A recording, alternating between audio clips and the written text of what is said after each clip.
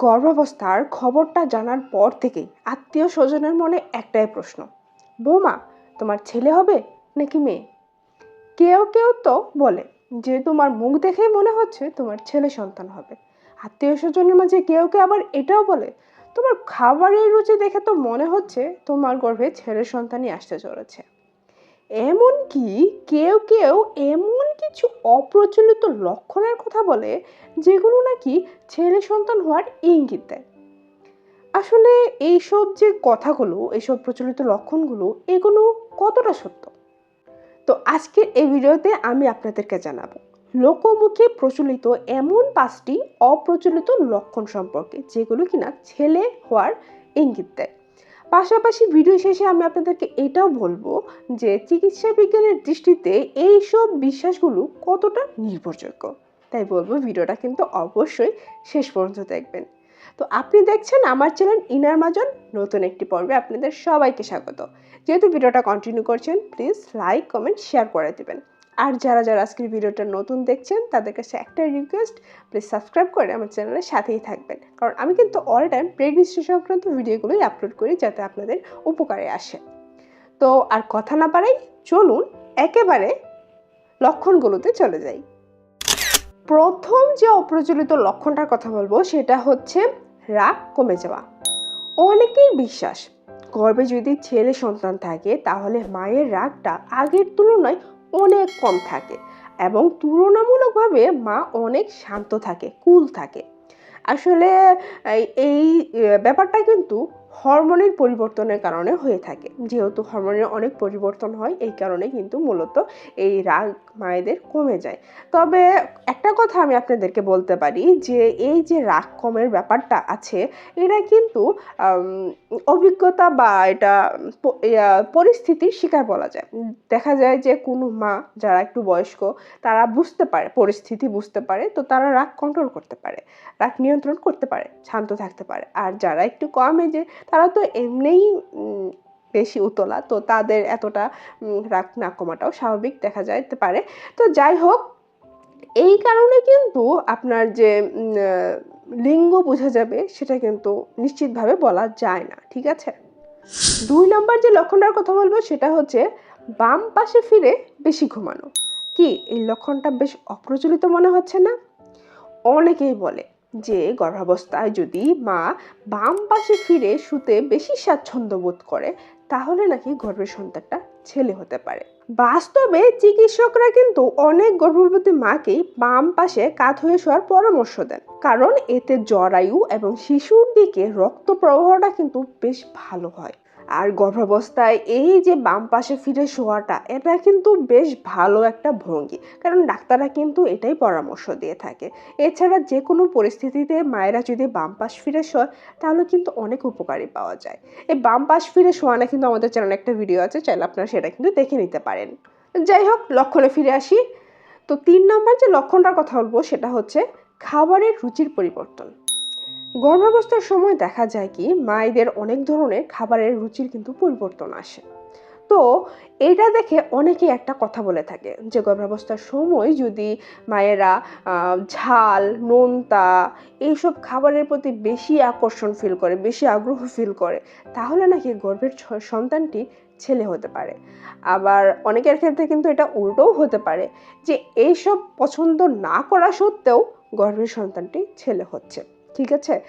তো এক একজনের এক এক রকম হতেই পারে, এটি কিন্তু শুধুই মাত্র প্রচলিত বিশ্বাস, ঠিক আছে? এরপরে যে অপ্রচলিত লক্ষণটার কথা বলবো সেটা হচ্ছে প্রাইভেট এরিয়াতে বা যে কোনো জায়গায় কালো ছোপের মতো দাগ দেখা দেওয়া। অনেক গর্ভবতী মায়েদেরই দেখা যায় যে প্রেগনেন্সির সময়টাতে ঘাড়ে কিংবা যে কোনো জায়গায় একটা কালো একটা স্তরের মতো দাগ পড়ে যায়, বিশেষ করে ঘাড়ের দিকে, ঠিক আছে? এই গলা ঘাড়ের দিকে দাগ পড়ে যায়। তো অনেকেই বলে থাকে এটা দেখে যে যদি গর্ভাবস্থার সময় এরকম দাগ পড়ে যায় এবং কি হাজারো ঘষাঘষি করার ফলেও যদি সেই দাগ না ওঠে, তার মানে তার গর্ভে ছেলে সন্তান হওয়ার সম্ভাবনা রয়েছে। যদিও প্রেগনেন্সির শেষে এটা উঠে যায়, তবে এটা কিন্তু বেশ একটা অপ্রচলিত লক্ষণ বলা যেতে পারে। এই লক্ষণটা অনেকের সাথে মিলে যেতে পারে, অনেকের সাথে নাও মিলতে পারে। এরপর যে লক্ষণটার কথা বলবো সেটা হচ্ছে পেটের আকার। পেটের আকার অনেক মায়েদেরই অনেক রকম হয়ে থাকে।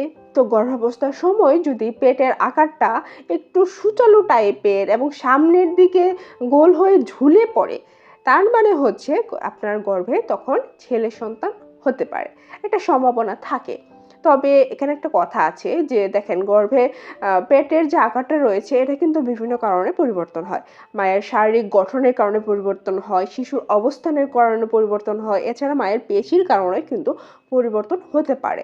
এছাড়া গর্ভের বয়সের উপরেও কিন্তু এই পেটের আকারটা পরিবর্তন হয়ে থাকে। তো এটা কিন্তু নিশ্চিত লক্ষণ বলা যায় না, তবে একটা আন্দাজ করা যায়। লাস্ট যে লক্ষণটার কথা বলবো সেটা হচ্ছে বমি ভাব নিয়ে।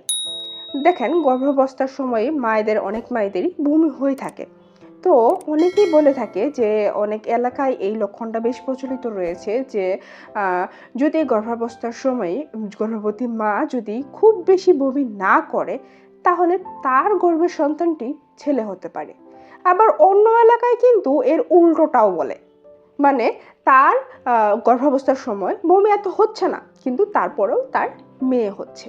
আমি কিন্তু আপনাদেরকে বমি ভাব নিয়ে একটা কথা বলে থাকি যে গর্ভাবস্থার প্রেগনেন্সির সময়টা যদি মায়েদের এজের উপর বমি ভাবটা ডিপেন্ড করে।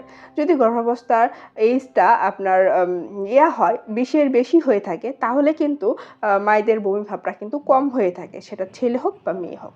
আর যদি আগে হয় তাহলে কিন্তু সেটা বমি হতেই পারে, যে গর্ভে যাই থাকুক না কেন, মেয়ে হোক বা ছেলে হোক।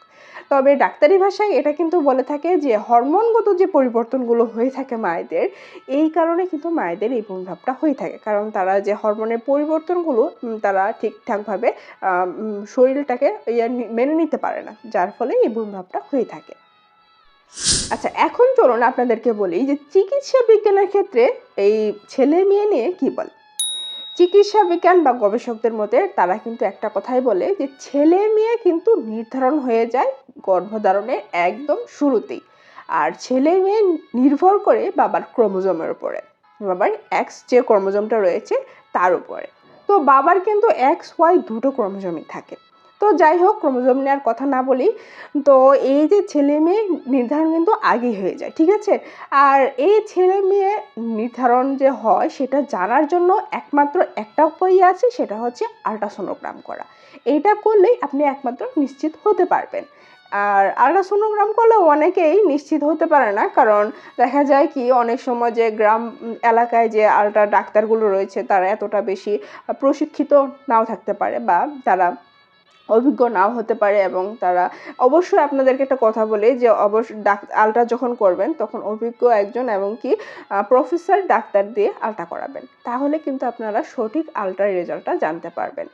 প্রিয় মা, একটা কথা বলি, আপনার গর্ভের সন্তান ছেলে হোক বা মেয়ে হোক সেটা কোনো ম্যাটার করে না, সে যেন সুস্থভাবে এই পৃথিবীতে আসে সেটার জন্য দোয়া করবেন। তার জন্য কি করতে হবে আপনাকে? অবশ্যই পুষ্টিকর খাবার খেতে হবে এবং ডাক্তারের দেওয়া যে চিকিৎসা আপনার আছে সেটা মেনে চলতে হবে। তো আশা করি আজকের এই ভিডিওটা আপনাদের ভালো লেগেছে। যদি ভালো লেগে থাকে তাহলে প্লিজ একটা লাইক দিয়ে দিবেন। আর যদি কোনো প্রশ্ন থাকে সেটা কমেন্টে জানাতে পারেন, আমি উত্তর দেওয়ার চেষ্টা করবো ইনশাল্লাহ। আর যারা আজকের ভিডিওটা নতুন দেখবেন তাদের কাছে একটা রিকোয়েস্ট, প্লিজ সাবস্ক্রাইব করে পাশের বেল আইকনটা বাজিয়ে দিবেন, যাতে পরবর্তী যখন ভিডিও আপলোড করবো তার নোটিফিকেশনটি যাতে আপনার কাছে চলে যায়। তো দোয়া করি মা এবং অনাগত সন্তান যেন সুস্থ থাকে, সুস্থভাবে এই পৃথিবীতে আসে। তো আজ এই পর্যন্তই। আল্লাহ হাফেজ। আসসালামু আলাইকুম।